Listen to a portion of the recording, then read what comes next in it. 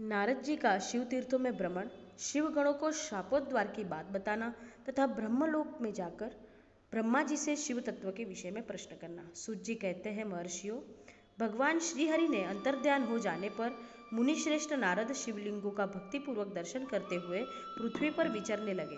ब्राह्मणों, भूमंडल पर घूम फिरकर उन्होंने भोग और मोक्ष देने वाले बहुत से शिवलिंगों का प्रेम पूर्वक दर्शन किया। दिव्यदर्शी नारद जी भूतल के तीर्थों में विचर रहे हैं और इस समय उनका चित्त शुद्ध है। यह जानकर वे दोनों शिवगण उनके पास गए।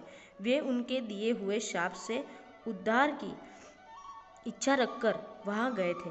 उन्होंने आदरपूर्वक मुनि के दोनों पैर पकड़ लिए और मस्तक झुकाकर भली भांति प्रणाम करके शीघ्र ही इस प्रकार कहा।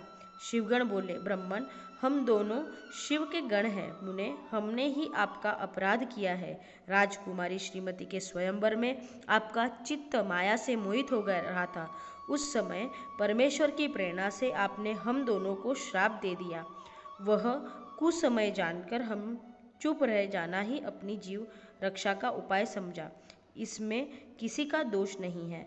हमें अपने कर्म का ही फल प्राप्त हुआ है। प्रभु, अब आप प्रसन्न होइए और हम दोनों पर अनुग्रह कीजिए। नारद जी ने कहा, आप दोनों महादेव जी के गण हैं और सत्पुरुषों के लिए परम सम्माननीय है। अतः मेरे मोहरहित एवं सुखदायक यथार्थ वचन को सुनिए। पहले निश्चय ही मेरी बुद्धि भ्रष्ट हो गई थी, बिगड़ गई थी और मैं सर्वथा मोह के वशीभूत हो गया था। इसीलिए आप दोनों को मैंने श्राप दे दिया। शिवगणों, मैंने जो कुछ कहा है वह वैसा ही होगा, तथापि मेरी बात सुनिए। मैं आपके लिए शापोद्वार की बात बता रहा हूँ। आप लोग आज मेरे अपराध को क्षमा कर दे। मुनिवर, विश्रवासे वीर्य से जन्म ग्रहण करके आप संपूर्ण दिशाओं में प्रसिद्ध कुंभकर्ण एवं रावण राक्षस राज का पद प्राप्त करेंगे और बलवान वैभव से युक्त तथा परम प्रतापी होंगे। समस्त ब्रह्मांड के राजा होकर शिव भक्त एवं जितेंद्रिय होंगे और शिव के ही दूसरे स्वरूप विष्णु के हाथों मृत्यु पाकर फिर अपने पद पर प्रतिष्ठित हो जाएंगे। सूत जी कहते हैं, महर्षियों, महात्मा नारद मुनि ने की यह बात सुनकर वे दोनों शिवगण प्रसन्न हो सानंद अपने स्थान को लौट गए।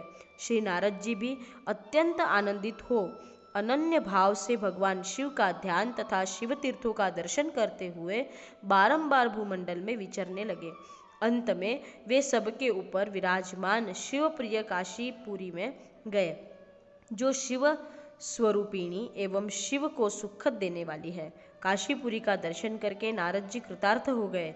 उन्होंने भगवान काशीनाथ का दर्शन किया और परम प्रेम एवं परमानंद से युक्त हो उनकी पूजा की। काशी का सानंद सेवन करने के वे मुनिश्रेष्ठ कृतार्थ का अनुभव करने लगे और प्रेम से विलह हो उनका नमन, वर्णन तथा स्मरण करते हुए ब्रह्मलोक को गए।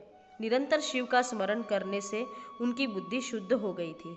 वहां पहुंचकर शिव तत्व का विशेष रूप से ज्ञान प्राप्त करने की इच्छा से नारद जी ने ब्रह्मा जी को भक्तिपूर्वक नमस्कार किया और नाना प्रकार के स्तोत्र द्वारा उनकी स्तुति करके उन्हें शिव तत्व के विषय में पूछा। उस समय नारद जी का हृदय भगवान शंकर के प्रति भक्ति भाव से परिपूर्ण था। नारद जी बोले, ब्रह्मन, परब्रह्म परमात्मा के स्वरूप को जानने वाले पितामह, जगत प्रभु, आपके कृपा प्रसाद से मैंने भगवान विष्णु के उत्तम महात्म्य का पूर्णतया ज्ञान प्राप्ति किया है। भक्ति मार्ग, ज्ञान मार्ग, अत्यंत दुस्तर तपो मार्ग, दान मार्ग तथा तीर्थ मार्ग का भी वर्णन सुना है, परंतु शिव तत्व का ज्ञान मुझे अभी तक नहीं हुआ है।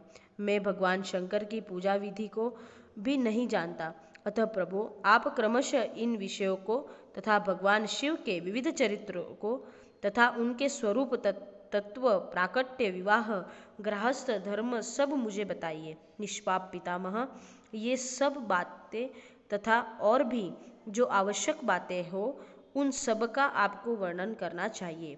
प्रजानाथ, शिव और शिवा के आविर्भाव एवं विवाह का प्रसंग विशेष रूप से कहिए तथा कार्तिकीय जन्म की कथा भी मुझे सुनाइए। प्रभो, पहले बहुत लोगों से मैंने ये बातें सुनी हैं, किंतु तृप्त नहीं हो सका हूँ, इसीलिए आपकी शरण में आया हूँ। आप मुझ पर कृपा कीजिए।